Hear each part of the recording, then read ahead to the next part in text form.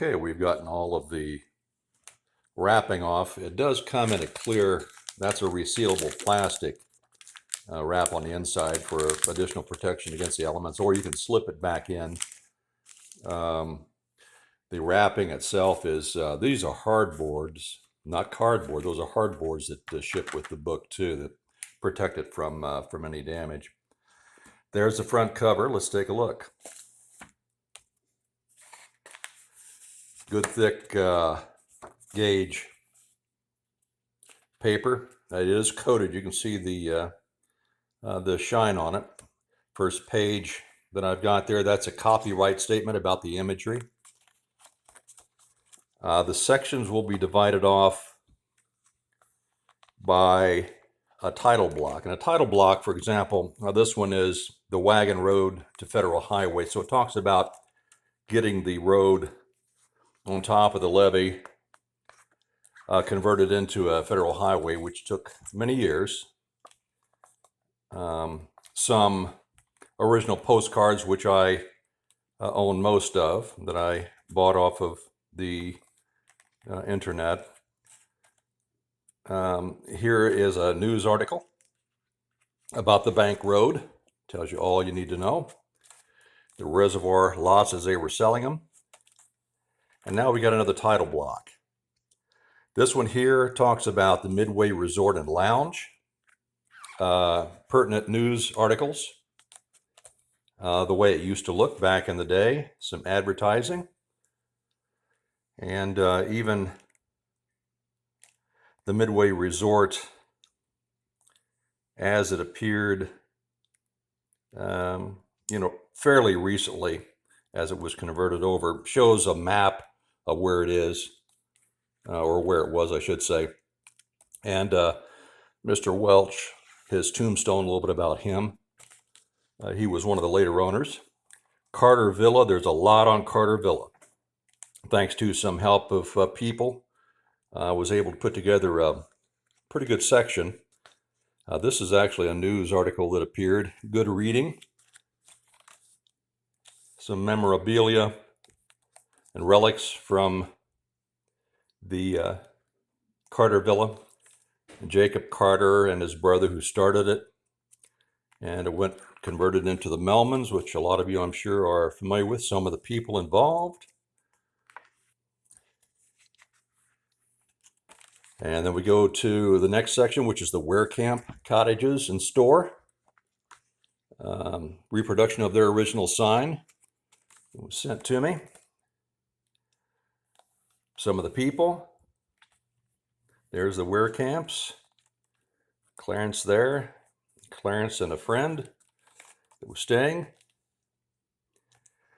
And we go to the Graham and Stony Road Cottages. This is where I stayed with my grandparents. The reason I did this book, in addition to the other two, is my family stayed on West Bank Road from the 40s up into the 60s. So about 20 years. My grandfather used to take us there.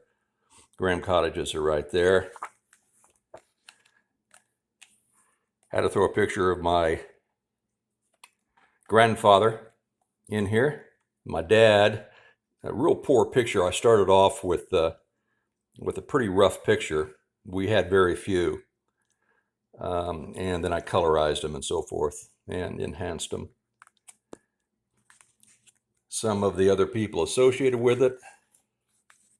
We go into Hilby's or Herbie's Inn, which a lot of you may not even know about, but it's a very interesting story. Dunno's Landing. Don't know if you know about them. It's in here. Whitefront Restaurant and Adams Cottages, all about them.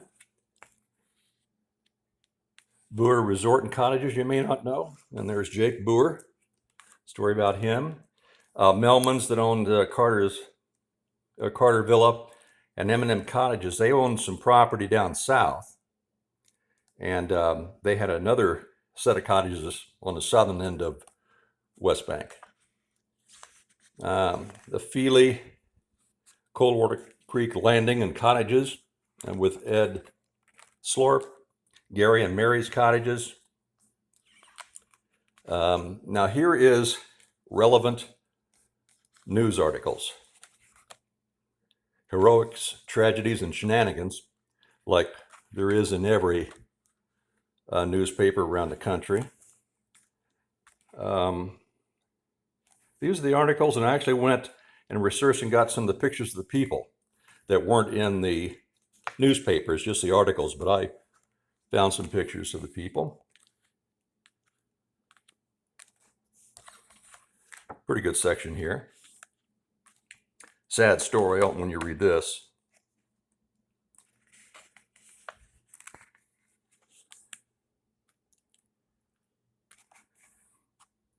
Mr. Jim Welch, good article, and a picture on him when he was in high school. And the ending of an era. I'll talk a little bit about it. Here are some of the pictures that were made available to me that were actually showing the cottages right before the final destruction of them, or the razing of the cottages. Research guides wraps up the book. What I've done is, if you want to do your own research on it, I've given you the 1940 census, a little bit of the 1950 census here.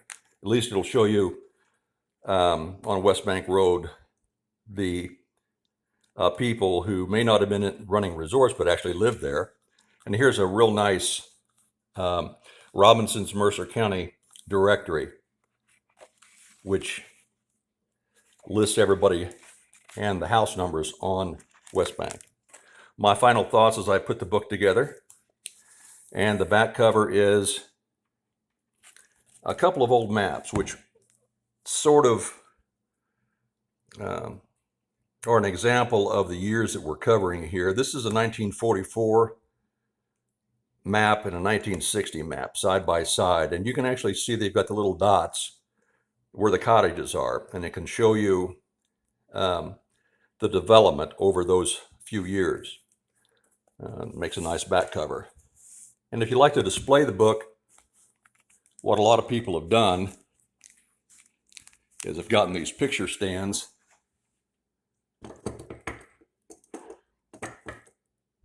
and they put the book on picture stands, and they can flip it around the back side. It's a great conversation starter for sure. It's very unique. It's personalized, and there's not going to be that many of them made.